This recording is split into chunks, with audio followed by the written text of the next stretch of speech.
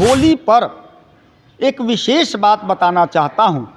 जो लोग भी अपने आप को सुखी देखना चाहते हैं, स्वयं को रोग मुक्त देखना चाहते हैं, गृह कलेश से मुक्त होना चाहते हैं, होली और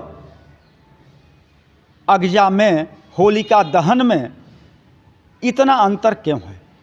बड़ी सामान्य बात है कि 13 तारीख को दिन में 10:02 पर चतुर्दशी समाप्त होकर पूर्णिमा का योग होता है। लोग अजीब अजीब प्रश्न करते हैं कि होलिका दाह हो गया तो कल होली हो जाना चाहिए।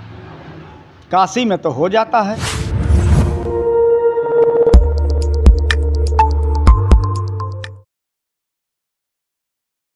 प्रणाम बाबा। यशस्वी भव। बाबा होली कब है? हाँ, प्रश्न तो बड़ा अच्छा है। तो पहले होली बता दें या अगजा बता दें? होलिका दहन से शुरू करें। हाँ, होलिका दहन ही पहले बता दें तो होलिका दहन के बाद होली स्वतः हो जाएगा। इस बार 13 मार्च को होलिका दहन है और होली एक दिन बीच करके 15 मार्च को है। बड़ा अजीब स्थिति है।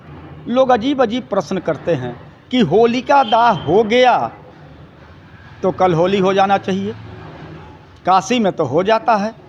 काशी में होली एक दिन पहले हो जाता है क्योंकि काशी इस पृथ्वी का अंग नहीं है। काशी तो शिव के त्रिशूल पर टिका हुआ एक अलग स्थान है। अब होली और अगजा में, होलिका दहन में इतना अंतर क्यों है? बड़ी सामान्य बात है। होलिका दहन पूर्णिमा को होगा।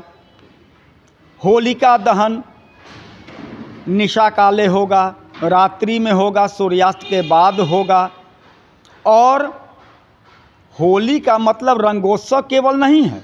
होली का मतलब ये होता है कि जो होलिका जली है, होलिका दहन हुआ है, उसके भस्म को अपने ऊपर लेपन किया जाए, लगाया जाए। होलिका विभूति धारणम, ये चैत्र माह में होगा, प्रतिपदा को होगा। चैत्र कृष्ण प्रतिपदा को होलिका विभूति धारण होता है। ये पूर्णिमा को धारण नहीं किया जाएगा। और संयोगवश ये है कि 13 तारीख को दिन में 10:02 पर चतुर्दशी समाप्त होकर पूर्णिमा का योग होता है और यह 15 तारीख को, 14 तारीख को 11:12 दिन तक है। इसलिए पूर्णिमा मुहूर्त का समय नहीं, उदय तिथि का त्यौहार माना जाता है। पूर्णिमा जो कहते हैं वो उदय से मान्य है।